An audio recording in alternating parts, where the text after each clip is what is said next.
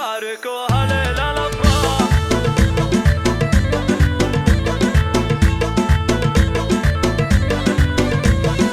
زانت أجواء الشعر وابدع وزانا، والقوافي كل ابوها خيالية، بالجمال اللي تميز على قرانه، المدايح كنها فيه مخفية، بالعروس وزينها القاف والحانه، الفريد المترفة والسنافية، نوف صور حسنها الله سبحانه، آية اللزين في الناس مرئية،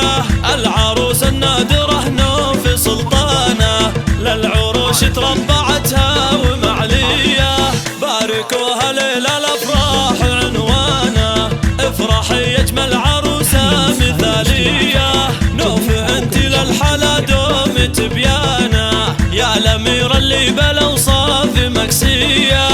أمكم عبد الله للعز برهانه، شيخة الطيب الكريمة الشقردية، فاطمة نفخر بها صيت ومكانه، الكرم والجود فيها مبادية، وابوك عبد العزيز اعتلى شانه، والنعم بالجيد اسمه وطارية، الشجاع اللي تفرد بميدانه، فالمواقف كفو منا له تحية، نوف حظه خالد وفيك أزمانه، زانت بوصلك وأيامه هنية، فاز بك خالد ولك دار بعيانه، خالد اللي له معالي وراثية.